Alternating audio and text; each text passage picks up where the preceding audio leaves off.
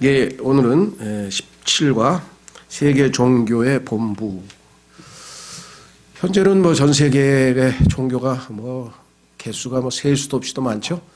예, 그러나 성경적인 관점을 가지고 있는 사람들은 이 세상에 있는 모든 종교는 사실은 거대한 큰 종교, 그 뿌리, 그걸 성경에서는 바벨론이라고 그랬는데 창세기 11장에서 시작된 이 종교의, 그렇죠?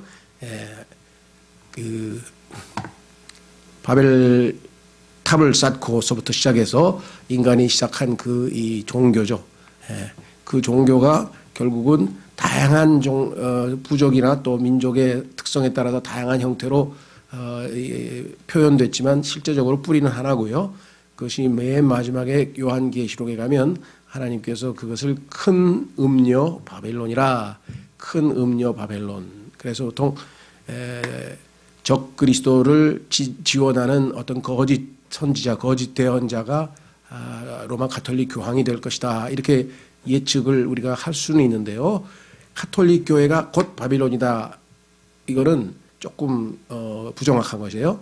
거대한 바빌론이라고 하는 종교 체계 중에 가장 두드러진 특성을 지닌 종교가 로마 가톨릭이고, 그 이외에도 다른 많은 잡다한 이슬람을 포함해서 종교들이 다 포함되어 있는 것입니다. 그러니까 바빌론은 훨씬 더 큰 개념이라고 그렇게 생각을 하시면 될 것 같아요. 자, 그래서 우리는 오늘 그때 세계 종교의 본부, 모든 것이 통합해서 바벨론 종교 하나로 딱 통합이 될 텐데, 그때의 그 중심지가 어디일 것인지를 성경에서 주께서 말씀해 놓으셨는데 확인을 해보도록 하겠습니다. 모르겠습니다. 그때 가면은 아마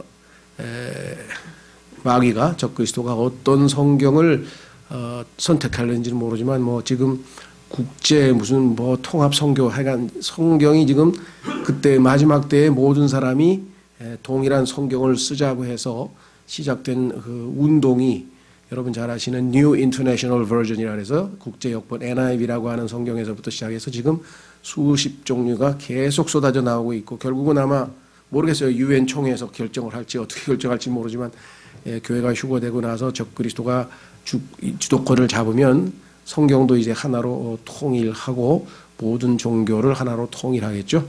그리고 결국은 자신을 우상화해서 자신에게 절하라 그러지 아니한 사람들은 다 이제 체포가 되겠죠. 자, 그래서 교재로 한번 가보겠습니다. 135페이지. 하나님을 위해 교회를 세우는 자는 명성을 얻기 위함이 아닌즉 결코 자신의 이름을 대리석 조각 위에 새기지 않으리라. 오늘날 사역하는 사람들이 정말 조심해야 될 거겠죠. 성도들 중에는 영적으로 아직 어리기 때문에 우리 조용기 목사님, 우리 박조준 목사님, 우리 무슨 누굽니까, 그 영락교회 당회장 하셨던 분은 또 이름이 뭐였더라, 하여간 한경진 목사님하고 뭐 그 목사님들을 존경하는 것 자체가 나쁘다는 게 아니라 거기에서 까딱하면은 사람을 우상화시키는 경우가 있어요. 그 대표적인 경우가 거기서 한 단계, 그나마 그런 분들은 좀 겸손하니까 그래도 이렇게 좀 저긴 했지, 그 단계를 딱 넘어서서 소위 말하면 문선명, 이만희, 그 다음에 또 누굽니까, 그저 세월호 사건 그 유병언, 그 다음에 뭐 하여간 지금 완전히 우상화된 종교 지도자들이 우리나라만 해도 많고요. 전 세계적으로도 아주 많이 있습니다. 그렇죠? 그래서 사역자가 할 일은 그 성도들에게, 주의 자녀들에게 예수 그리스도를 더욱 알아가도록 돕고, 그들이 제대로 된 사역자라고 한다면 그 교회에서 그 사역자가 높임을 받는 게 아니라 그 사역자를 통해서 증거된 예수 그리스도가 높임을 받는 것이 정상이겠죠. 창세기 1장에서 우리는 하나님께서 창조자이신 것과 지구를 덮고 있던 물들로부터 마른 땅을 나오도록 하셨음을 배웠다. 뭐 성경에 기록되어 있죠. 이때 바다들이 한 곳에 모였고 땅 역시 한 곳에 모여 그 마른 땅을 지구, 땅, 근데 성경에는 땅이라고 써 있죠. 근데 이게 이제 요즘 우리나라는 우리말로는 또 지구라고도 말하죠. 지구, 큰 땅. 자, 뭐 강남에 있는 조그만 땅이 아니라 이 땅덩어리니까 지구라고 일컬어지게 되었다 그랬습니다. 뭐 창세기 1장에 기록되어 있는 것이고요. 벨렉, 지진 혹은 나눔이라는 뜻인데, 이 벨렉의 날들에, 그러니까 벨렉이 시대에, 이 사람이 살고 있던 시대에 땅은 나뉘게 되었고 이게 창세기 10장 25절에 기록되어 있어요. 대륙은 떨어져 나가기 시작했다 그랬습니다. 그래서 지금 전 세계의 여러 대륙들이 5대양 6대주라 그러죠. 그러니까 이제 그 대륙별로 아메리카 대륙이 있고 아프리카 대륙이 있고 유럽 대륙이 다 있는데요. 보면은 떨어져 나간 흔적이 있어요. 왜냐하면 그 아프리카 대륙의 파인 부분하고 아메리카 대륙하고 파인 부분하고 딱 붙이면은 딱 맞죠. 그 다음에 유럽과 미국의 윗부분을 이렇게 맞추면 딱 맞죠. 그래서 이것을 대륙 이동설이라고 해서 아예 학설이 있습니다. 자, 그래서 성경에 따르면 땅이 분리된 것에 대해서는 성경에 분명히 나와 있고 이것이 이제 오늘날 지질학자들이 얘기하는 지각판 무슨 뭐 어디 불의 고리 어디 무슨 판 동남아시아 판 뭔 판 해가지고 이게 갈라진 부분이 잘못해가지고 어긋나게 되면은 이제 뭐 지진도 일어나고 뭐 이런 모든 것들이 소위 말하면 지질학과 관련된 내용은 성경에서 배울 수 있습니다. 한번 확인해 보겠습니다. 제가 지질학에 대한 전문적인 지식이 없기 때문에 긴 얘기는 못하지만 하나님께서 성경에다 분명하게 말씀을 하셨어요. 욥기 12장으로 가보시면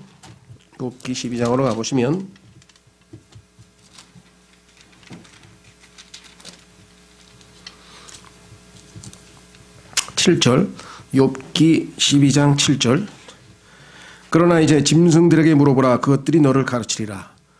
짐승들한테 한번 물어보세요. 연어야 네가 어떻게 해서 저 멀리 태평양까지 갔다가 다시 동해안으로 거슬러 돌아왔냐고 한번 물어보세요. 그러면 하나님이 지혜를 주셔서 그랬습니다. 말은 그렇게 안 해더라도 들리겠죠. 우리는. 공중의 날짐승들에게 물어보라. 다 물어보라. 이게 하나님의 지혜에 대해서 다 얘기를 한다. 그죠? 그들이 내게 일러주리라. 하나님이 계신다는 사실을 알려주겠죠. 혹은 땅에게 말하. 땅. 지질학을 연구해보라. 이 말이야. 땅이 너를 가르치리라. 바다의 물고기들이 내게 밝히 알려주리라. 이 모든 것들을 통해 주의 손이 이 일을 이루신 줄을 누가 알지 못하겠느냐. 다 하는 얘기를 안 믿고 강팍한 마음으로 거부하면서 쓸데없이 한다는 소리가 하나님이 없다. 그래서 하나님께서는 시편 14편 1절과 53편 1절에 어리석은 자는 마음에 이르기를 하나님이 없다 하더라. 그냥 한마디로 하나님께서 일축해버려서 더 이상 코멘트할 가치도 없는 이야기를 했으니까 뭐 스티븐 호킹이 됐든 아니면 뭐 누가 됐든 막 세계적인 석학이 됐든 버트랜드 러셀이 됐든 뭐 누가 됐든 간에 뭐 임마누엘 칸트가 됐든 뭐 어거스틴이 됐든 누가 됐든 간에 하여간 하나님과 하나님의 말씀을 거부하는 사람은 하나님 보시기에는 일단 어리석은 사람이니까 그 사람들께 너무 신경 안 쓰셔도 되겠죠. 자, 그래서 다시 한번 강조하지만 성경과 참된 과학은 서로 아무런 모순이 없다. 하나님께서 모든 과학자들이 과학을 연구할 수 있는 이유가 뭐예요? 과학자들이 얼마나 모순되냐면요. 만약에 일부 과학자들이 주장하는 것처럼 이 세상에 있는 모든 물질이 우연히 만들어져서 이게 오늘날 이 모습을 띠고 있다면 우연히 이루어진 걸 어떻게 연구해요? 그건 연구할 수 없어요. 그건 돌발적으로 자연 발생인데 연구할 수가 없어요. 그건 이성으로. 그렇죠? 근데 온 우주 만물을 지성을 지니신 하나님께서 아주 놀랍게 창조력을 발휘해서 하나님의 지성이 담긴 질서정연하게 창조하셨다. 그리고 그 모든 것에 하나님이 법칙을 보일의 법칙이 됐든 뭐 중력의 법칙이 됐든 그걸 성경에서는 law라 그랬는데 law giver 하나님이 법을 부여하셔서 질서정연하게 우주가 운행하게 된다. 그렇게 되면 어떻게 되겠어요? 그건 연구할 수 있지. 왜? 하나님께서 인간에게 이성을 주셨으니까 그 이성을 통해서 관찰을 통해서 반복되는 현상을 보고 아 이런 법칙이 있구나. 물은 100도에서 끓는구나. 그렇죠? 그 보일의 법칙을 발견했잖아요. 그러니까 하나님이 계시지 않으면 과학자가 될 수가 없는 게 상식적으로 봐서. 왜? 우연히 모든 게 이루어지는데 어떻게 논리적으로 뭘 설명을 하고 말고 하겠어요. 그러니까 자체적으로도 스스로 모순을 안고 있다는 사실을 참 똑똑하니까 알 텐데도 왜 그럴까요? 그걸 인정하고 싶지 않은 게 강팍하니까. 성경에 써 있잖아요. 하나님이 계신 것을 인간의 마음에다가 증거를 2개나 주셔서 나중에 하나님 앞에 가서 난 하나님이 계신지 몰랐습니다 라고 변명하지 못하느니라. 로마서 1장에 써 있어요. 그러니까 변명도 못하는데 고집부리다가 평생 하나님 앞에 나중에 가지 말고 빨리 하나님께 나오는 게 좋겠죠. 자, 그래서 여기 나와 있네요. 참된 과학과 참된 성경 해석은 항상 일치한다. 대륙들과 섬들은 조각 그림 퍼즐처럼 서로 잘 들어맞는다. 지금 있는 그 대륙들을 한번 껴 맞춰 보세요. 딱 퍼즐 맞듯이. 왜? 쪼개졌으니까, 갈라졌으니까 하나님 말씀에 따라. 지구의 지진대들은 이동 중이다. 갈라졌으니까 계속 지금도 이동 중이겠죠. 산들은 압력에 의해 솟구쳐 올라 생긴 것이다. 우리가 알아야 할 필요가 있는 모든 것들은 성경 안에서 발견된다. 디테일하게 모든 게 자세히 나와 있지는 않습니다. 그러나 기본 원칙이 다 나와 있는 것이겠죠. 요즘에 우리나라가 소위 말하는 그 뭐라 그러나요? 마약 청정국에서 드디어 탈출했다 그러는데 그게 나쁜 거죠. 이제는 뭐 우리나라에서도 그냥 마약에서 깨끗하지가 않고 막 어디든지 마약이 돌아다니고 있는 판인데, 마약 중독은 성경이 아니면 설명을 못합니다. 이 땅에 있는 모든 이 지구에 있는 많은 물질 중에는 중독 물질을 가지고 있어요. 그렇죠? 독성 물질도 가지고 있고. 예를 들면 감자도 거기에는 독이 들어 있습니다. 그런데 인간이 처리할 수 있는 능력이 있기 때문에 문제가 안 되지만, 그렇지 못한 독들은 우리에게 해를 끼치니까 독버섯 같은 건 먹으면 안 되잖아요. 그렇죠? 중독 물질, 독성 물질이 있다는 것은 객관적 과학적 사실이에요. 근데 왜 그런 물질이 인간의 이 세상에 있냐 이거예요. 그렇잖아요. 인간에게 좋은 게 있어야 되는데 왜 나쁜 게 있느냐. 그것은 창세기에서 하나님께서 하늘과 땅을 지으시고 매우 좋았더라 했는데, 죄를 짓고 하나님께서 땅을 인간의 죄로 인해서 저주를 하셨죠. 그 저주로 인해서 생긴 중독 물질이 있는 거예요. 그러니까 창세기 3장을 근거로 하지 않으면 이 중독 물질에 대한 설명도 제대로 할 수가 없는 것이고, 그 중독 물질의 특징은 뭐냐? 그 물질에 의존하게 만듭니다. 의존. 노예가 되는 거예요. 노예. 예수 그리스도는 우리에게 자유를 주시는 분인데, 중독 물질 우리를 노예로 만들어요. 노예로. 근데 마귀는 뭐예요? 우리를 종으로 삼어. 노예로. 그래서 마귀가 사용하는 가장 효과적인 물질 중에 하나가 뭐냐? 중독 물질이야. 아무리 똑똑한 놈도 마약 좀 먹여놓으면 그냥 해롱해롱 또 찾아. 그거 먹으면 나쁘다는 거 아는데 돈 주고 또 막 노예가 됐잖아요. 그죠? 자, 여기서 이 땅덩어리의 교재로 돌아오셔서 이 땅덩어리의 분리의 원인은 창세기 11장 1절 9절에서 찾을 수 있다. 그렇죠. 하나님께서 인간이 죄를 지어서 전 세계로 다 흩어져 놨어요. 근데 사실은 그것은 긍휼입니다. 하나님의 긍휼. 왜 그럴까요? 붙어 있으면 더 큰 죄를 지잖아. 모아놓으면 더 나쁜 짓을 하죠. 그렇죠? 그래서 학창 시절에 똑똑한 선생님은 딱 봐가지고 좀 말썽 부릴 만한 놈이 있으면 딱 갈라요. 너 이쪽에, 너는 저쪽에, 너는 저쪽에 앉아. 예. 왜? 가까이 붙여놓으면 틀림없이 문제를 일으킬 것이죠. 인간의 속성이라고 하는 것이 함께 있으면은 예수 그리스도를 믿는 그리스도인들은 함께 모아서 하나님께 찬양을 드리는데, 위를 향한 하나님과의 관계가 끊어지면 치고받고 뭐 경쟁하고 난리법석을 치는 게 인간들이기 때문에 여기 나와 있죠. 창세기 11장에서 우리는 인간들이 힘을 합쳐 우주 개발 계획을 실천에 옮기고자 과학적 경제적 자원을 총동원하고 있음을 보게 된다. 누군가가 얘기했죠. 인류는 역사로부터 아무것도 배우지 못한다는 사실을 인류의 역사가 보여주고 있다. 창세기 11장에서 우주 개발 계획해가지고 실패해가지고 하나님보다 우리가 인간이 최고라 그랬는데, 요즘 와가지고 또 돈 무지하게 들여가지고 뭐 계속 우주에다 뭐 쌓아대고 뭐 10분 동안 비행기 도는데 뭐 200억을 냈니, 200억이나 주고 10분 동안 올라가서 뭘 보고 왔어요. 그래? 하여간 그런 짓을 지금 하고 있잖아요. 놀라운 사실은 우주선마다 전부 옛날 그리스 신들, 즉 마귀들의 이름들을 거기다 갖다 붙여놔가지고 뭐 무슨 타이탄이니 뭐 아폴로니 뭐 무슨 요즘에 마지막에 지금 하고 있는 게 아르테미스, 이것도 이 신의 이름이에요. 전부 다. 왜 그럴까요? 마귀가 자기 부하들 이름들 다 붙여놨어. 참 신기하죠. 그들은 탑을 세우기 시작했고, 여기 바벨탑이죠. 그 탑의 꼭대기를 하늘에 도달시키려는 계획을 세웠다. 이들은 힘을 합쳐 일했으나 이 계획에는 하나님에 대한 고려는 전혀 없었다. 우리의 이름을 내자. 인간. 이걸 휴머니즘이라고 하죠. 인문주의라고 그러고, 인간이 최고야. 인간이 최고야. 사형도 왜 반대합니까? 고귀한 인간의 생명을 인간이 어떻게 처단을 해? 그러면 안 되지. 결국은 인문주의에서 나온 거예요. 하나님 뭐예요? 하나님이 만드신 하나님의 형상대로 지음받은 고귀한 인간을 죽였으니까 그 고귀한 인간을 죽인 대가를 반드시 치러야 된다. 이게 하나님의 원칙인데 참 희한하죠. 자, 그래서 오늘날 나사의 우주계획 역시 이와 유사하다. 발사대에 장착된 우주선의 끝에는 캡슐이 있고 그 안에 사람과 기계를 실어서 둘째 하늘로 내려가게 된다. 이 둘째 하늘이 안 좋은 장르란 말이에요. 창세기 1장에 보면요, 하나님께서 첫째 날 뭐라 그랬습니까?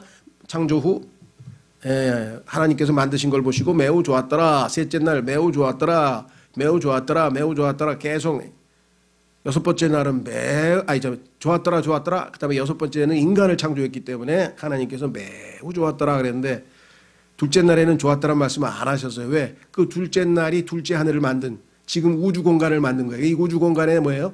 에베소서에 보니까 영적 사악한 악, 온갖 마귀와 마귀들의 쫄다구, 죄송합니다. 군대 용어가 막 나오네.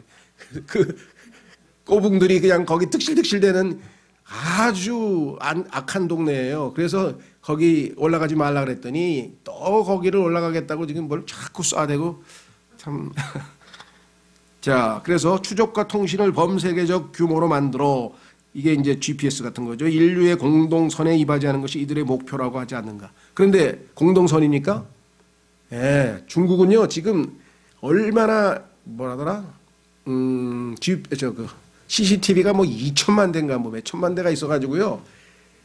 예를 들면 내가 광화문을 걸어가고 있으면 그냥 CCTV가 막 수십 대가 날 찍어가지고 딱 떠. 이 친구 나이 몇 살, 그 은행 구자, 혈액형, 병력 싹 떠요 그냥. 딱 보니까 이놈 지난번에 주차 위반 달렸는데 벌칙금 안 내서 이거 잡아들여. 이게 마지막에 적그리스도가 완전 전 세계 모든 인간을 통제할 수 있는데 중국이 벌써 완전히 거기 꼼짝 못해요 중국은. 그래서 지금 시진핑한테 기분 나빠도 말을 못하는 거예요 지금. 무슨 말을 했는지도 금방 다 잡아내니까. 어마어마한 통제 시대인데요. 자, 그래서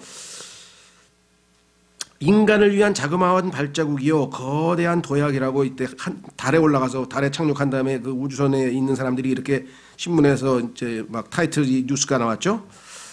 그런데 이 거대한 계획 신기하죠. 거대한 도약. 창세기 6장에 보면은요. 타락한 천사들이 지상에 내려와가지고 사람의 딸들과 혼인해서 자이언트 거대한 자를 이 땅에다 탄생시켜 놨어요. 이 사람들이 사용하는 용어는 전부 다 하나님의 말씀에 의해서 걸러내면 답이 다 나오는 거예요.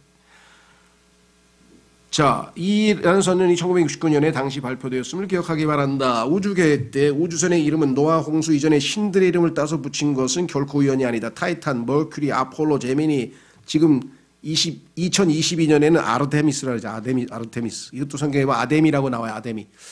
사도행전 14장인가 나오죠. 이에 대해 주님께서는 땅으로 내려오사 사람들의 언어를 혼란케 하심으로 이 계획을 중단시키셨다. 벌써 심판받으면 안 되죠. 아직 하나님의 계획이 있기 때문에 흐트러놨어요. 죄를 좀 덜 지으라고. 그렇죠? 그래서 띄엄띄엄 살아야지 죄를 덜 져요. 도시같이 아파트 대도시 만들어가지고 아파트 타닥타닥타닥타닥 그래서 저주받을 자들이요 다닥다닥 붙어 사는구나 하고 이사야서 5장에 써 있어요. 이 아파트 문화가 저주받은 문화라는 게. 근데 뭐 어떻게 안 살 수도 없잖아. 인간이 이제 어디 가서 시골 가도 다 아파트예요. 하나님께서 타닥타닥 붙으면 모아서 결국은 나쁜 짓만 할 것을 하나님이 다 알고 계셨는데도 불구하고 그렇죠. 하나님께서 벌써 이런 문제에 대해서도 언급을 해 놓으셨다. 그래서 언어를 혼란시켜서 흐트러뜨려 놔가지고 이제 흐트러뜨리면 뭐합니까? 밤에 농촌에서 요즘은 뭐 텔레비전 본다 하지만 예전에는 깜깜하니까 뭐 하겠어요? 일찍 자든지 하늘에 별 보면서 저걸 누가 만들었을까? 그리고 생각이라도 할 거 아니야. 그렇죠? 자, 그래서 하나님께서는 인간들끼리 힘을 합쳐 인류의 공동선을 위해 이 모든 인간은 동등하게 태어났으니 모두가 하나 되고 모두가 하나가 모두라는 정신으로 하나님 없이 하늘에 도달하기 위해 통일된 노력을 경주하는 것을 원치 아니하심을 이 심판을 통해 분명히 선언하신 셈이다. 세계 통합을 이루고 인류 통합을 이루고 경제 통합을 WHO로 이루고 문화 통합을 유네스코로 이루고 정치 통합을 유엔으로 이루고 언어 통합을 영어로 에스페란토로 이루고 문화 통합을 이루고 싹 통일하고 다 해서 인류가 하나 됐어. 그리고 그냥 전부 다 혼혈로 다 섞어 살아가지고 이제 인종이고 민족도 나눌 필요도 없어. 다 그냥 그걸 코스믹 레이스라 그래요. 코스믹 레이스. 우주 인류야. 우주 인류. 왜? 다 피가 섞여서 이제 이게 순수한 한국 사람인지 어딘지 이제 구분도 안 되는 이제 그런 세계를 떡 만들어 놓고 우리가 최고다 하고 하나님을 배제시키려는 그것이 얼마나 큰 죄악인지 하나님께서 바벨론에서 심판하시면서 보여주셨다. 이게 미리 하나님의 뜻을 알려주셨는데 그게 또 모이겠대. 다 붙어나가지고 민족 국가 만들어가지고 유럽이 좀 살만하니까 큰 나폴레옹이 나와가지고 제3제국을 뭐 제2제국을 만드는데 다 유럽을 통합시키겠대. 통합시키는 게 나쁘다고 하나님이 써놨는데 왜 자꾸 통합시키? 그랬더니 조금 이따 또 히틀러가 나와가지고 나는 제3제국 다시 한번 통합시키겠다. 나중에 마지막으로 적그리스도가 내가 다 통합시키겠다. 다 통합시켰다. 그래. 예, 때가 됐으니까 하나님이 내려와서 예, 잘 됐어. 예, 다 묶여 있으니까 단을 묶어서 불태워버리라. 마태복음 13장에 써있죠. 다 단을 지들끼리 모였으니까 뭐 한꺼번에 싹 불태워서 심판해버리시겠다. 하나님의 지혜에 걸려들은 거죠. 자, 그래서 하나님께서는 사람들이 언어를 나누심으로써 민족들을 분리하셨다. 이것이 인간이 죄인이라고 하나님이 심판했다는 증거입니다. 그러니까 영어 얼마나 배우기 힘들어요. 일본어도 배우기 힘들고 왜 그래? 이게 죄를 지어서 이게 지금 하나님이 심판해서 고통스러운 거예요. 그러지 않았으면 의사소통도 잘 됐을 텐데.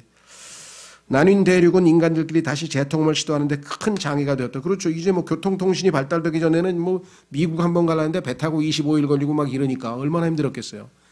그랬더니 또 마귀가 지혜를 줘가지고 막 비행기를 만들고 뭘 만들고 해가지고 이제 좀 있으면 2시간이면 미국 간대. 뭔 놈의 비행기인지 난 잘 모르겠는데 그냥 초파가 뭔가 만들어가지고 지금 12시간 걸려도 그냥 막 공항에 나가서 해외 구경 다니려고 난리법석인데 2시간 간다 그러면 이제 막 투자하려면 여행업에다 투자를 하세요. 나중에 성경에 써 있어요. 사람들이 그냥 빨리 오고 간다고. 빨리 오고 가는 거. 모빌리티. 현대 정의선 회장이 야 내가 새로운 모빌리티를 한다 그래가지고 자동차가 아니고 이건 이제 모빌리티라고 이름을 썼어. 성경에 나와 있는 이동이죠. 이동. 나뉜 대륙은 인간들끼리 다시 재통합을 시도하는데 큰 장애가 되었다. 그러다가 마르코 폴로가 등장하면서 이 장벽이 허물어지기 시작했다. 세계가 이제 하나가 되죠. 대항해 시대가 시작되었죠. 마젤란과 드레이크를 비롯한 여러 탐험가들이 대륙 간에 벌어진 틈을 메우기 시작했다. 지식과 여행이 오고 감이 너무나 증가하게 되었고 결국 바벨탑 사건으로 땅을 나누신 하나님의 의도는 무효가 되어버렸다. 따로따로 떨어져서 좀 하늘도 쳐다보고 하나님도 생각하고 정신 차려서 회개하라 그랬더니 뭉쳐가지고 그냥 나쁜 일만. 이러한 현상이 마지막 때의 현상임을 성경을 말씀한다. 성경에 써 있잖아요. 마지막 날에 막 사람들이 오고 가고 지식은 증가하고 막 컴퓨터하고 교통통신의 발달, 인터넷. 이게 정답 아니에요? 성경에 아예 써 있잖아요. 다니엘서 12장 4절에. 인간 최초의 우주계획본부는 다름 아닌 신할 평양이다. 요게 이제 이라크가 있는 지역인데요. 여기에다 딱 바벨탑을 세웠어요. 성경은 인류 역사의 한 시기에 이방인 수장, 그래서 이게 본부야. 세계 종교의 본부가 바로 여기에요. 이라크. 이방인 세력의 수장으로 등장할 한 왕을 주목한다. 이게 누굽니까? 느부갓네살이 나중에 등장할 적그리스도의 예표로 미리 보여줬어요. 샘플을 미리 하나님이 보여주셨죠. 이자는 하늘의 하나님을 대적한 자였다. 하나님한테 대적하고 자기가 하나님인 척하면서 막 엄청난 형상을 하나 만들어 놓고 거기다 다 절하라 그랬죠. 그는 예루살렘을 파괴했고 이 히브리 민족을 수없이 죽였으나 살아남은 자들은 노예로 삼았다. 그의 지배하에 있는 사람은 다 그의 권위에 복종하거나 아니면 죽임을 당해야 됐다. 이자의 이름은 느부갓네살이었다. 그는 자신의 통치가 전성기를 구가하자 한 형상을 만들고 계시록 13장에 가면 또 나오죠. 짐승의 형상 만든다. 누구든 그 형상에 경배하지 않는 자는 사형에 처하도록 했다. 이 왕은 여러 방면에 걸쳐 다가올 적그리스도를 예표가 있음을 눈치채지 못하는 독자는 없으리라고 생각한다. 그렇습니다. 이제 거기다 오케스트라까지 동원해가지고 그냥 청대한 모르겠어요. 그냥 베토벤의 환희의 송가를 갖다가 그냥 연주를 할런지 어쩔지 모르지만 쫙 연주하면서 막 전부 다 거기 가서 우상에게 절하지 않으면 다 죽임을 당하는 엄청난 일들이 벌어지는데 이건 로마 황제도 시도했었죠. 예전에 로마 황제도 그 흉내 자기가 신인 것처럼 신격화했었던 일이 이미 반복되고 있었습니다. 우리나라, 전 세계에서. 자, 밴드가 울리고 얼마나 장엄하겠어요. 이 밴드 음악은 원래 하나님께 찬양을 하기 위해서 하나님께서 욥기 37장에 보면은 만드신 건데 하나님께 영광 돌리기 위한 오케스트라가 마귀에게 영광을 돌리고 있습니다. 음악이 시작되면 모두들 형상 앞에 머리를 숙이고 이교도 왕에게 존귀와 영광을 돌려야만 했다. 그렇지 않은 자들은 풀무불 영광로에 내던져져 죽임을 당해야만 했다. 그런데 이 거대한 형상은 다름 아닌 신할 평야에 세워졌던 것입니다. 놀랍죠? 바벨탑 세웠던 장소에다가 정확하게 거기다 우상을 딱 세워놨어. 자, 우리는 대환란 기간에 있게 될 에바에 관한 특이한 예언을 성경에서 발견할 수 있다. 요게 이제 조금 어렵지만 그냥 넘어갑니다. 스가랴서 보면은요, 한 5장에 그 에바라고 하는 이 그릇, 큰 그릇이 있고 그 그릇에 들어갈 형상이 있어요. 그 여자 형상인데 그걸 에바라 그래, 에바. 이 에바는 제사장의 의복인 에봇과 다른, 에봇이 아니고 조심하십시오. 발음을 에바라고 하는 히브리어인데요. 바구니야, 바구니. 근데 그 바구니로 한 부셀보다 약간 더 큰 크기다. 이 부셀은 히브리 측정 단위 중 가장 큰 단위였다. 글쎄 뭐 여기 보면 한 4, 50kg 들어갈 정도니까 상당히 큰 바구니겠죠. 그런데 이 바구니 안에 납덩이 한 달란트가 던져졌다. 던져졌다는 를 뜻하는 캐스라는 단어는 단순히 던져진 것 이상으로 형상을 만들다라는 form, fashion의 뜻이 있다. 이건 무슨 뜻이냐면요. 던졌어. 엄청난 납덩어리를 던졌더니 탁 아름다운 여자 그 동상이 나타났어. 이게 어디냐면 이걸 생각하시면 돼요. 아론이 죄를 졌잖아요. 아론이 하나님 앞에 죄를 질 때 어떻게 됐습니까?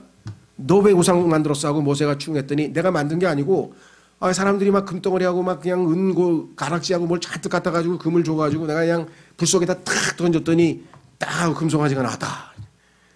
이게 우상 만드는, 우상을 주저할 때 쓰는 단어예요. 정확하게 성경에 나오잖아요. 그렇죠? 무게와 측정 단위는 출처에 따라 다르지만 히브리인들의 달란트는 45에서 50kg 정도였다. 그럼 막 아름다운 여인의 형상이 나오겠죠. 납이란 은의 찍기 혹은 모방이다. 은 찍기로 납이라 그러는데요.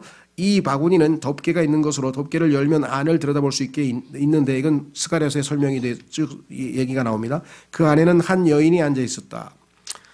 성경 전체에 걸쳐 이 여인은 항상 영적인 악을 대표하는 존재이다. 이 여인은 생명의 빵을 부패시키려고 가루 안에 누룩을 숨긴 여인이며 성경에 나오는 한 여인이 있는데 이 여인은 일관성 이게 나중에 가면 이게 큰 음료 바벨론이에요. 그런데 그 과정에 여러 종류의 이름으로 불려요. 그중에 여기 나와 있는 것처럼 그 에바라 속에 들어있는 형상도 있고요. 그 다음에 마태복음에는 예수님께서 주님의 몸된 교회에다가 밀가루 반죽에다가 누룩을 숨긴 여인, 거짓 종교, 큰 음료 바벨론이죠. 하나님의 백성을 음행으로 미혹시킨 장본인이며 이 여자는 하나님의 성도를 살해하면서 사치스럽게 살았다. 이 여자는 모든 왕족의 씨를 멸하여 참된 왕 대신 자신이 통치하려고 했던 자식들에게 주의 집에 기물을 가져다가 바알들에게 바치라고 지시했다. 이세벨이라고 하는 여자죠. 그러니까 다양한 형태로 성경에 나옵니다. 그녀는 자신을 거룩한 어머니라고 불렀으나 하나님께서는 그녀를 땅의 창녀들과 가증한 것들의 어미라고 불렀습니다. 계시록 17장 5절에서 이 여자는 하나님의 백성의 피에 취하였고 많이 죽였죠.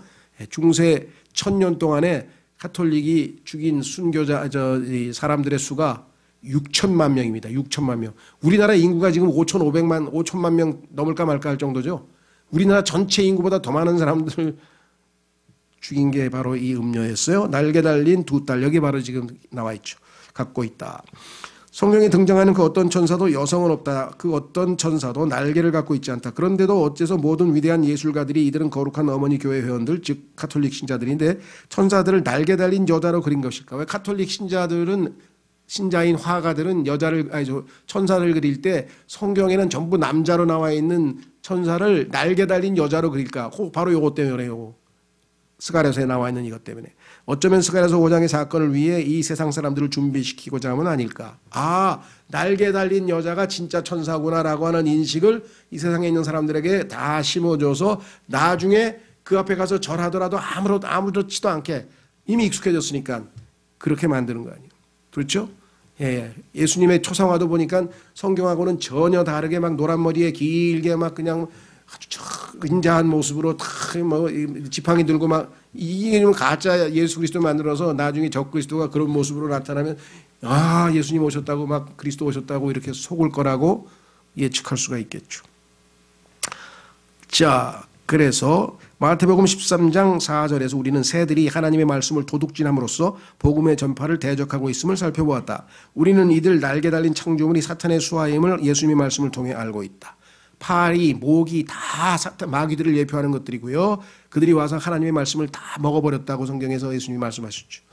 마태복음 13장 31절 32절에서 우리는 눈에 보이는 교회, 참된 교회와 대조되는 거짓 종교죠는 더러운 영들, 즉 공중의 새들로 상징되어 있는데 거처임을 보게 된다. 전도서 10장 20절에 따르면 날개 달린 존재들은 비밀을 다루는 방들에 침투하여 그 은밀한 메시지들을 전달할 수 있다. 그렇죠. 우리 속담에는 낱말은 쥐가 듣고 아니야. 새가 듣고 반말은 쥐가 듣는다 그랬는데요. 성경에 따르면요, 마귀들은 그 어떠한 말들도 다 들어요. 다 전달해 줄 수 있어요. 그래가지고 다 쏙닥쏙닥 해가지고 모든 것을 비밀 없이 다 전달이 됩니다. 이러한 사실에 덧붙여 레위기 11장에 나오는 더러운 날짐승들을 고려해 본다면 우리는 스가랴서 5장에 나오는 이 황새와 비슷한 존재들이 무엇인지를 이해할 수 있다. 이 둘은 더러운 존재이며 저주와 연관되어 있고 그 여인을 섬기는 존재들이다. 이게 지금 마지막 때의 종교가 어떤 형태를 띨 것인지를 지금 설명하고 있습니다. 대환란 기간 중에는 형상 및 우상 숭배가 최고조에 달하게 된다. 최고의 산업은 뭐냐? 인류 마지막 최고의 산업은 캐릭터 산업입니다. 캐릭터. 나중에 가면요, 적그리스도의 배지를 인류 70억 명이 여기다 다 달고 다녀야 돼요. 그리고 형상도 집에다 다 갖다 놔야 돼요. 가톨릭 신자들 그 예수님 뭐 형상 갖다 놓듯이, 아니면 불교 신자들 집에다 불상 갖다 놓듯이 이제 짐승의 형상 다 집에다 갖다 놔야 돼요. 그러니까 그거 만들어 팔면 얼마나 돈 많이 벌겠어요, 그죠? 그래서 성경에 보면 이 크래프트, 그런 그 형상 만드는 기술자들에 대한 언급이 계시록에도 나옵니다. 지금도 요즘도 보면 무슨 그런 캐릭터 만들면 뭐 엄청나게 돈 벌잖아요, 그죠? 우리나라도 뭐 펭수인가 뭔가 막 특히 그때 거짓 선지자가 온 세상으로 하여금 부활한 적 그리스도를 섬기라고 강요하고 그 짐승의 표를 받도록 강요할 것이다. 이때 짐승의 형상에 짐승에게 속한 형상을 일컫는다. 반드시 짐승의 모양을 본뜬 것은 아닐 수도 있음. 짐승이 그대로 형상을 한 것 아닐 수도 있다는 거죠. 경배하지 않는 자들은 목이 잘려 죽게 될 것이다. 성경에 보니까 목베임을 당한다 이렇게 써 있죠. 프랑스 혁명에서만 기요틴이 내려와서 그 사람 목을 벤 게 아니에요. 엎드려 있으면 위에서 한 5m에서 그냥 칼이 내려와서 뚱 턱턱 하면서 목이 잘리는 걸 기요틴이라고 하죠. 기요틴, 단두대. 그런데 어째서 꼭 에바여야 하는가? 왜 에바가 우상 숭배에 쓰였을까? 그걸 지금 설명합니다. 지금까지의 내용에 따르면 우리는 이 형상에 절하지 않는 자들은 제단에서 참수를 당하게 될 것으로 추정할 수 있으며, 성경에 그렇게 계시록에 써 있으니까 이들은 단두대의 칼날 아래에 얼굴을 아래라 하고 엎드려 죽게 된다. 엎드려 있으면 위에서 칼이 내려서 목이 잘리잖아요. 이때 이들은 머리가 잘려 에바에 떨어지기 전 마지막으로 그 바구니 안에 있는 그 여인을 보게 될 것이다.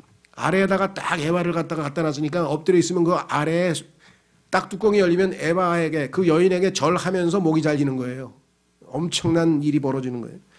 이들은 결국 하늘의 여왕을 대표하는 그 형상 앞에서 엎드려 죽음을 당하게 될 것이다. 이 마지막 때의 바빌론은 상업, 에바라고 하는 것은 무게 단위 아니에요. 그러니까 상업을 상징하죠. 그 다음에 거짓 종교, 여인, 그 다음에 속도, 날개. 지금 뭐 전 세계에서 얼마나 속도전이 벌어집니까? 그렇죠? 날개. 이 다 상징입니다. 그리고 더러운 영들, 날개 달린 영들이 합력하여 세워진 체계라고 할 수 있다. 마지막 인류의 시스템은 이런 네 가지가 주종을 아주 핵심이다. 그 아래에서 여인의 형상을 담고 있는 바구니가 신할 평야에 있는 기지로 옮겨진다는 사실에 주목하라. 그런데 요것도 어디로 옮겨지느냐? 신할 평야로 또 옮겨지는 거예요. 위치가 똑같죠. 바벨탑의 본부와 느부갓네살의 큰 형상의 기지와 환란 성도들의 처형 장소가 동일하지 않은가. 전부 다 신할 평야, 지금의 이라크 지역입니다. 거기에 가면 요즘에 막 유적 발굴하고요. 뭐 그 정원 있잖아요. 바빌론의 그 세계 7대 불가사의 중에 하나는 그 공중 정원이라는 거 들어보셨죠? 그다음에 지구라트라 해가지고 거기에 바벨탑의 형상과 거의 비슷한 지구라트라고 하는 엄청난 옛 유적물들이 지금 계속 발굴이 되고 있어요. 자, 신할 평야에 주의하라. 이 모든 일은 신비의 바벨론이 몰락한 후에 일어나게 될 것이다. 적 그리스도는 이때 예루살렘으로 옮겨갈 것이고, 왜? 자기가 거기서 이제 나는 하나님이야, 지금부터 나한테 절해. 여기서 요때부터 이제 예수님은 뭐예요? 큰 환란, 대환란, 즉 후 3년 반이 시작이 될 거라는 거죠. 적 그리스도가 본색을 드러냈으니까. 그의 독재 정권이 정치적 본부는 상업적 바빌론으로 이동될 것이다. 자, 그래서 마치 미국의 정치적 중심지는 워싱턴이고 경제적 중심은 뉴욕이듯이 이 바벨론 체계도 종교적인 중심지가 있고, 그다음에 이제 상업적인 정치적인 중심지가 있고 경제적인 중심지가 있고 이렇게 구분이 될 거란 말이죠. 이때 순교자들은 이삭 줍기 시기가 될 때까지 숨을 얻을 것이다. 즉 휴거가 될 때, 즉 환란 성도가 마지막 주님이 오셔서 휴거되는 그 기간까지 휴식 기간이 있다. 그래서 계시록 6장에 보면요, 그 혼들이 주님께 언제까지 우리의 억울함을 신원하여 주시지 않고 언제 우리의 원수를 갚아주실 겁니까? 그랬더니 조금 더 쉬어라. 때가 될 때까지 조금 더 쉬어라 하고 주님께서 하시는 말씀을 우리가 보게 되겠죠. 자, 그런데 여기서 끝나면 얼마나 비극입니까? 그런데 하나님께서의 계획은 그 다음 단이 18장에 보니까 그 바빌론이 때가 되면 몰락을 하게 돼 있어요. 그래서 계시록 17장과 18장이 바빌론의 몰락에 대해서 자세하게 기록을 했고 하나님께서 매우 기뻐하신다 그랬어요. 왜? 우상숭배 시스템, 우상숭배 체계가 하나님을 대적하는 체계가 종교 체계가 무너지는 거죠. 예, 그래서 이제 세상이 하나님 앞에 심판받는 정의의 심판의 모습을 계시록 17장, 18장에서 보게 되는데 자, 그 내용이 여기 나와 있습니다. 18장 보겠습니다. 바벨론과 그 몰락, 기독교는 번역을 낳았고 그 딸은 그 어미를 삼켰다. 기독교에서 나온 괴물 종교가 다 이 원래 참된 출발을 다 망가뜨려 버렸죠. 오순절날 시작된 순수한 교회가 나중에 다 타락해가지고 망가진 모습을 보여주는 겁니다. 우리가 바빌론에 대해 말할 때 바벨론에 대해서는 사실은 뭐 제대로 공부하려면 저희 교회에서 나온 그 두 개의 바벨론이라는 책을 보면 2000년 전 세계의 모든 바벨론의 시스템에 참여하고 있는 종교단체 뭐 그런 이런 풍습 모든 게 다 들어가 있어요. 어마어마한데 어려워요. 너무 글씨도 작고 내용도 막 전 세계 100여 개 국가의 막 신들의 이름이 그냥 수백 개가 막 나오고 막 엄청 복잡해 가지고요. 그러니까 제가 그냥 여러분들에게 한번 보고 볼만하다 싶으면 보시고 아유 너무 복잡하다는 안 보시면 좋은데 이상하게 요즘에 누가 관심 있는지 자꾸 이 책 주문이 들어오더라고요. 이게 어디서 이렇게 주문이 들어오는지 모르겠어요. 이 책을 알고 있는 사람이 별로 없을 텐데. 어쨌거나. 자, 우리는 바벨론에 대해 말할 때 우리는 사탄이 거하는 자리를 대하고 있는 것이다. 주님께서 예루살렘을 거룩한 도시로 소유하고 계시듯이 이 세상의 신 또한 거룩하지 못한 도시를 갖고 있다. 흉내를 내죠. 예수님이 예루살렘을 갖고 있으면 바벨론도 자기의 거룩하지 않은 도시를 갖고 있다. 이 도시가 거룩한 도시의 모조품이 되고 위조된 영적 왕국의 중심지가 되려면 반드시 종교적인 도시가 되어야 된다. 그렇죠. 당연히 예루살렘이 종교의 중심지예요. 여호와를 섬기는 하나님께서 내 이름을 둘 곳이라 그러죠. 내 이름을 둘 곳. 온 우주에서 딱 한 군데 거룩한 도시는 예루살렘인데 마귀가 자기도 거룩한 도시 하나 있다 그러면서 만들어놨어요. 바벨론은 많은 물들 위에 앉은 큰 음료로 불리며 많은 물들 또는 바다 이건 뭐냐면 민족들이에요. 이 땅에 있는 모든 하나님을 믿지 않는 이방 민족들을 이렇게 성경에서 얘기했죠. 이 물들은 백성들과 무리들과 민족들과 언어들이라고 정의되어 있다. 성경에 있죠. 계시록 17장 15절에 바벨론의 음행의 대상은 세상의 민족들이다. 그렇죠. 이 민족들이 전부 다 그 형상 앞에서 절하니까. 이 큰 음료는 술 취함과 연관이 되어 있고요. 두 번째 돈, 부자, rich, 부자, 부와 관련되어 있고요. 그 다음에 통치, 정치와 연관되어 있다. 또한 그녀는 성도들을 살해하는 잔인성을 보이고 있다. 소위 말하면 종교 재판을 통해서요. 중세 1000년 동안 AD 500에서 1500년 종교개혁이 일어나기 전까지 약 1000년 동안에 6천만 명을 고문하고 화형시키고 한 그 역사는 잔인하게 이를 데가 없습니다. 잔인하게 이를 데가 없는데요. 정말 그런 끔찍한 역사가 물론 이제 2차 세계대전 때 이 유대인들 600만을 죽인 홀로코스트로 또 재현되기도 했지만 정말 그보다 훨씬 전무후무한 그러한 엄청난 환란이 온다고 예수님 말씀하셨죠. 이 여자의 상징은 금잔으로 상징이 금잔이에요. 금으로 된 컵, 금잔으로 7산 위에 앉아 있다. 로마의 전설을 보십시오. 로마라는 도시는 그 도시가 7산 위에 지어진 도시라고 하는 것이 뭐 어디 서양 속담 어디 뭐 백과사전 들여봐도 다 나와요. 이 땅 위에는 민족이 아니고 도시인 정치 경제 세력이 단 하나 있을 뿐이다. 그 무슨 소리냐면 로마의 7산 위에 세워진 도시가 있는데 그렇죠. 이 로마라는 도시는 로마 카톨릭 교회의 중심지 안에 그렇죠. 거기에 바티칸이라고 하는 왕궁도 있고요. 예. 그러니까 도시인데 민족이 아니고 도시야. 그런데도 그 도시가 거기서 뭐예요? 예, 왕을 국가 원수인 교황이 있고 그다음에 거기서 경제도 운영하고 사업체도 있고 그다음에 여기 나와 있죠. 정치도 있고 경제도 있고. 그러니까 그다음에 심지어는 전 세계의 외교관을 다 파송합니다. 우리나라도 교황청 대사가 와 있어요. 전 세계의 국가로서의 역할을 해요. 도시 하나인데도 불구하고. 그렇죠? 그런 아주 신비한 체제가 있어요. 이게 바벨론인데요.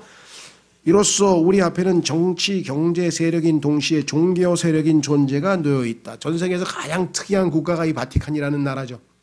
예. 이 도시의 영향력은 이 땅의 모든 민족들에게 미치며 전 세계에 지금 거의 8억 정도의 가톨릭 신자가 있다고 하는데 이 사람들은 다 수장이 교황입니다. 이 가톨릭에 의하면은요, 내가 대한민국 국민이다. 그러면 내가 대한민국에 충성하는 게 아니고요, 내가 가톨릭 신자면 교황에게 충성하는 거예요. 그게 가톨릭 신자의 첫째 의무예요. 그러니까 지금 이 바이든도 내가 지금 뭐 요즘에는 그런데 관심도 없어서 내가 보지도 않았지만 바이든은 어떤지 모르겠는데 미국 역사상 최초의 로마 가톨릭 신자로서 대통령이 된 사람이 이 존 F 케네디입니다. 케네디가 거짓말을 어떻게 했냐? 당신들의 가톨릭 규범에 의하면은 만약에 미국의 이익과 바티칸의 이익이 상충할 때에는 당신은 가톨릭 신자로서 바티칸의 이익에 충성하도록 되어 있는데 어떻게 당신 같은 사람이 미국 대통령이 될 수 있느냐? 근데 그때 아주 그냥 능구렁이 넘어가듯이 아주 그냥 아주 애매모호하게 뒤섞어가지고 싹 넘어가서요. 사실은 맞는 말이거든요. 네. 왜? 국가잖아, 국가. 자기가 속해 있는 국가가 1차가 뭐예요? 이게 바티칸이에요. 그게 무서운 거예요, 이게 지금. 이상해. 문재인 대통령도 가톨릭에다가 이 바이든도 가톨릭에다가 전 세계 가톨릭 신자들은요. 세계적으로 제일 유명한 가톨릭 신자가 누군지 아세요? 아돌프 히틀러예요. 아돌프 히틀러. 가톨릭에서 파문 안 시키고 끝까지 그 신분을 축출 안 시키고 끝까지 신분을 유지해주고 가톨릭 신자로서 절대 죽을 때까지 충성하겠다고 맹세한 사람이 아돌프 히틀러입니다. 그리고 그 밑에 있던 가스실 운영하면서 600만 가스실에서 다 죽인 사람 다 가톨릭 신자입니다. 신기하죠? 예. 그 마녀 사냥할 때 그 화형시킨 피가 뭐 여전히 흐르고 있는지는 잘 모르겠는데 그 아주 피비린내 나는 역사가 있어요. 자, 그래서 그렇다고 조심하십시오. 우리나라의 훌륭한 가톨릭 신자들 함부로 이상하게 생각하시면 안 되고요. 사람이 중요한 게 아니라 이 시스템이 그렇다는 거예요. 거기에 그걸 모르고 거기에 몸담고 있는 사람들은 하나님께서 책임을 안 물을 테니까 그 음료로부터 나오라고 빨리 나오라고 성경에 보면 나와요. 자, 밑으로 내려와서 어디까지 했네? 예. 142페이지의 맨 위쪽으로 가서요. 이 도시의 영향력은 이 땅의 모든 민족들에게 미치며 이 도시는 각 민족의 지도자들이 부자가 되도록 돕는다. 그러니까 돈 있는 부자들 편입니다. 부자들 편이에요. 이 여자는 이 땅의 거주민들과 상거래를 하는 동안 마법을 통해 그들을 속이고 있다. 바빌론은 학자들, 거짓말쟁이들, 군대를 보유하고 있으며 또한 우상에 열광하는 색인 형상들의 땅이다. 이 여자의 몰락을 천사들이 선포한다. 그런데 이 심판은 이미 오래전에 하나님의 거룩한 대언자들에 의해 약속된 바가 있다. 구약에 이미 예언이 되어 있었는데 이 여인의 멸망이, 바빌론의 멸망이, 그런데 이제 드디어 선포됩니다. 그 선포가 바로 성경의 결론인 계시록 14장 8절에 되어 있다. 이 여자는 짐승을 타고서, 여러분들 미녀와 짐승이라는 것 들어보셨나요? 무슨 만화 영화에도 나오고 뭐 그러죠. 미녀와 야수, The Beast and the Beauty라 그래서 이게 여기에 나온 거예요. 이 테마에서 여기 나오잖아요. 여자가 짐승을 타고 있는. 근데 그러니까 그런데요, 유럽 연합의 국기에 짐승을 타고 있는 여자가 딱 그려져 있어요. 그리고 유럽 연합의 컴퓨터 총괄 컴퓨터 다 통과하는 그 통제 장치인 컴퓨터가 벨기에에 있는데 그 컴퓨터를 비스트라 짐승이라고 불러요. 그게 전부 다 우연입니까? 아무리 발버둥 쳐도 하나님의 말씀이 성경에서는 못 벗어나요. 그 성경이 다 모든 걸 관할하고 있는 거, 성경대로 모든 게 움직이고 있는 거예요. 그러니까 하나님 말씀을 붙들고 있는 사람은 빗나갈 리가 없는 거겠죠. 자, 그래서 그 그림도 그렇게 써 있잖아요. 그렇죠? 자, 그래서 짐승을 타고서 자신을 영화롭게 하기 때문에 결국 교만한 자들의 왕과 갈등을 빚게 된다. 모든 교만한 자들의 왕이 마귀인데요. 이 마귀의 이름을 리워야단이라고 그랬죠. 리워야단. 리워야단이라고 하는 것은 유명한 성경에 나오는 이상한 그 아주 그 신비한 동물의 이름이긴 하지만 그 홉스라고 하는 영국의 유명한 사상가가 리바이아튼이라고 하는 유명한 책을 썼잖아요. 그죠? 서양 사람들은 잘 아는데 우리나라 사람들이 이게 리워여단 뭐 이 바이던 막 이상하게 해서 거기다가 이 단어를 성경에서 빼버리고 뭐라고 썼더라? 악어라고 썼나? 뭐 하여간 개혁성경에 보면 완전히 이 마귀들의 이름을 다 성경에서 빼버렸어요. 마귀가. 자, 그래서 우리는 성경적으로 정확하게 알고 있어야 되겠죠. 이 자가 가만히 보니까 자기가 차지해야 될 영광을 차지하고 있으니까 어떻게 되겠어요? 갈등을 빚게 되죠. 어떤 경우이든 결국 마귀는 거짓말쟁이다. 마귀는 쓸모있는 동안만 자신의 종들을 이용하고는 결국은 그들을 내팽개친다. 그래서 이 종교의 시스템을 무너뜨려 버립니다. 그리고 적그리스도가 내가 신이다 하면서 자기가 신격화돼 나타나죠. 그러니까 종교는 이용만 당하고 끝난 거죠. 사탄은 종교를 이용해 하나님의 말씀을 왜곡하고 모독하도록 유도해서 순수한 종교가 세상에 의해 멸시받도록 한다. 오늘날도 기독교는 여러분 보세요. 기독교라고 불리우는 넓은 개념이 있어요. 이거를 우리는 크리스천덤 그래요. 킹덤 하듯이 덤자 붙이면은 크리스천덤 하면은 기독교계. 그래서 카톨릭 얼마 그다음에 이제 개신교 800만, 카톨릭 300만 뭐 이렇게 해서 뭐 다 합쳐서 1200만이다. 예를 들면 그 기독교계예요. 크리스천덤이라 그래요. 그다음에 그 안에 들어가면 크리스티애니티. 요거는 이제 그야말로 성경적인 좁은 의미에서 그래도 제대로 신앙생활을 하려고 하는 사람들의 그룹이겠죠. 이게 이제 구분이 되어지는데 진짜 제대로 거듭나고 하나님을 믿는 사람들까지도 싸잡아가지고 다 기독교에다 범주를 집어넣어가지고 이 기독교인들이 벌이는 온갖 많은 이 잘못들을 계속 방송을 해야 되는 거예요. PD수첩이고 무슨 이런 이상한 이 고발 프로그램 보면 참 목사들 무슨 사기치고 돈 떼어먹고 막 여자들 막 이런 얘기만 계속해. 그런데요, 신부들이 뭐 아동학대, 성학대 한 거부터 시작해서 스님들이 뭐 그냥 여자하고 놀아나는 얘기도 세고 셌어요. 근데 그런 거는 어쩌다 한두 번 하고 전부 목사 얘기만 대리치는 거야. 왜? 구원받은 그리스도인들 요 세상 하나님의 자녀들까지도 싸잡아가지고 다 아주 그냥 한꺼번에 망신을 주는 거죠. 그게 마귀가 아주 끝까지 버리고 있는 거기 때문에 어쩔 수 없이 당하는 거죠. 뭐 우리도 기독교도 아니지 요즘엔 개독교라지 개독교. 전부 다 개독교라고 우리도 개독교로 그냥 할 수 없이 거기에 싸잡아서 불리는 거죠. 사탄은 이 종교로 하여금 민족들의 부를 착취해 전 세계적인 경제 세력이 되도록 힘을 더할 것이다. 이로써 이 세상의 모든 정치, 경제, 종교 영역이 모두 이 종교의 지배하에 놓일 때까지 이 여자가 전성기를 구가하게 될 것이다. 이게 중세 유럽의 1000년 동안이에요. 초반에는 황제가 교황을 임명했어요. 왜? 정치, 경제, 종교에서 종교의 한 부분일 뿐이야. 왕이 더 높아. 근데 나중에 황제가 더 교황이 더 높아졌어. 그래서 너 왕 되고 싶으면 내 앞에서 무릎 꿇고 내가 손 얹어주고 내가 축복기도 해주고 내가 너 왕 시켜줄게. 이래가지고 종교가 나중에 최고봉이 됐잖아요.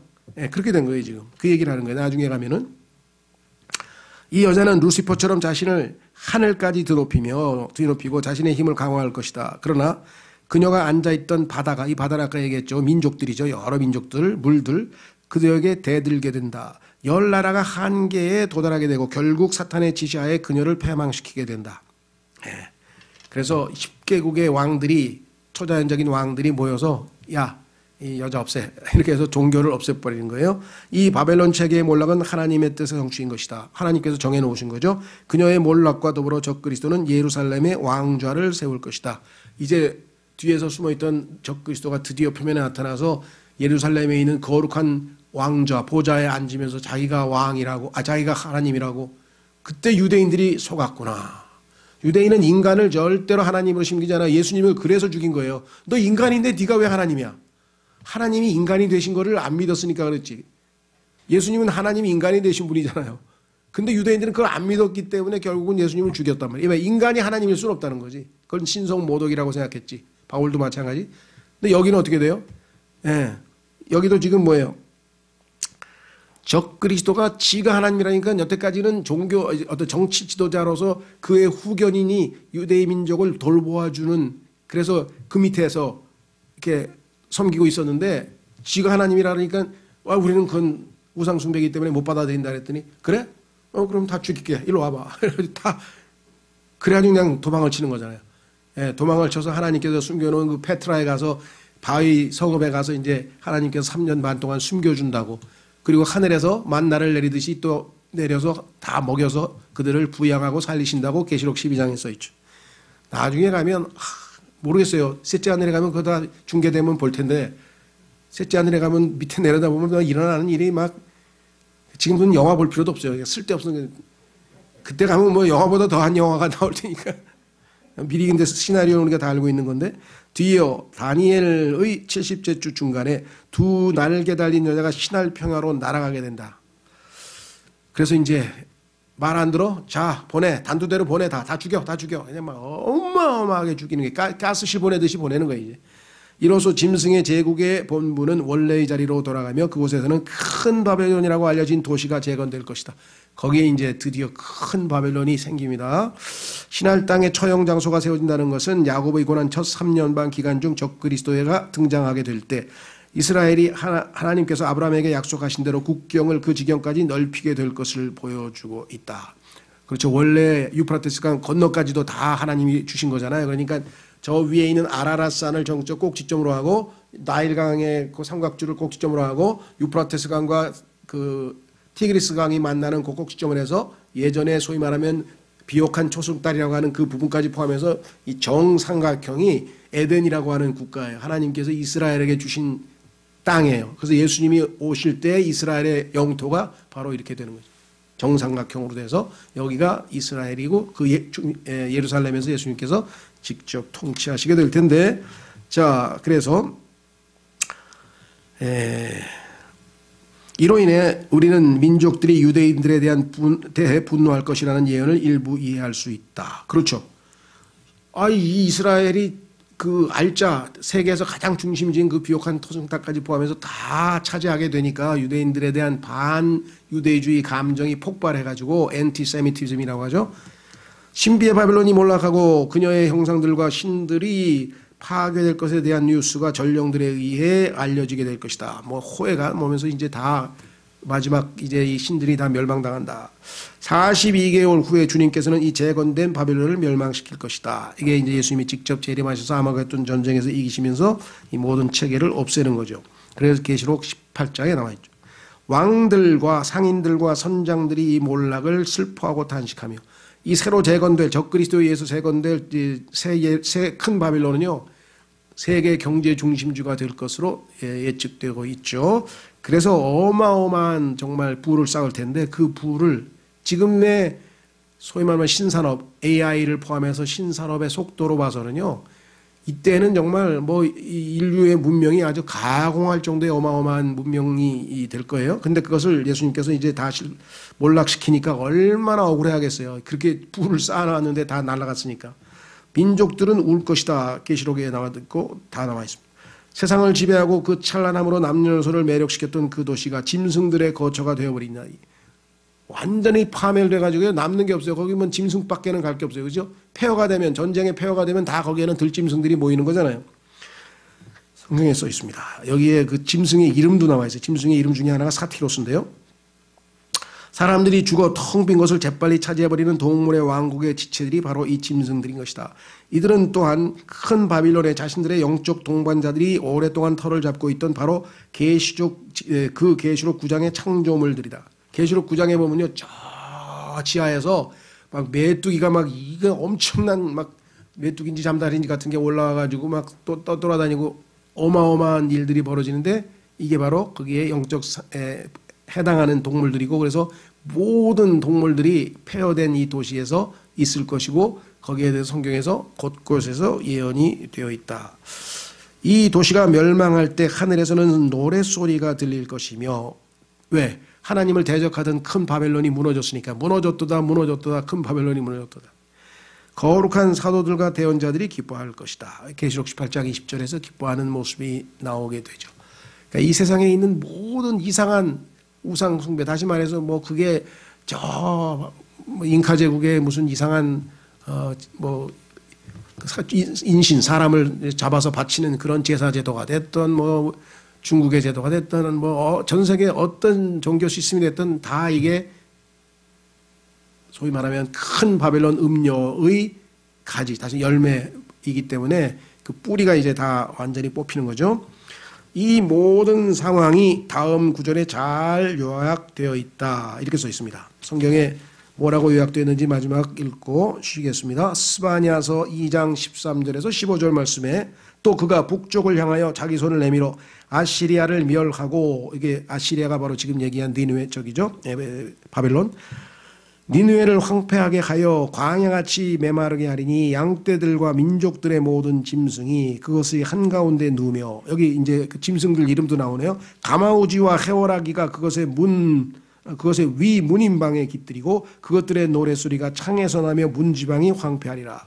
그가 백향목으로 지은 것을 드러내리라. 이것은 기뻐하는 도시여 염려 없이 거하며 마음속으로 이르기를 나만 있고 나 외에는 아무도 없다 하던 곳인데, 내가 최고다 하고 전 세계에서 최고를 구가하던 그 어마어마한 도시가 어떻게 황폐해서 짐승들이 들끓는 비참한 곳이 되었는가를 예언하고 있죠.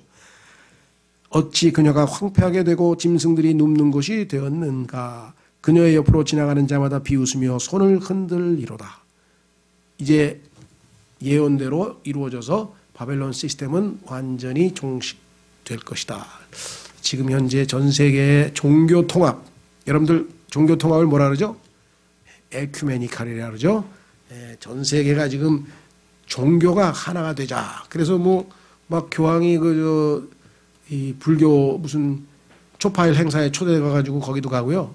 그다음에 뭐 기독교 뭐 행사하는데 뭐 막 그 스님이 와가지고 무슨 막 축하 막 그냥 불경도 외우고 막, 그다음에 그 WCC 같은 데서는 예배를 드리는데 막 뭐야 이 불교 스님이 와가지고 뭐 또 뭐 절을 한번 하고, 그다음에 또 개신교에서 한번 완전 죄송합니다만 짬뽕 만들어 가지고 진짜 기가 막힌 짬뽕을 만들어 가지고서 이걸 혼란이라 그래. 혼란. 그렇죠?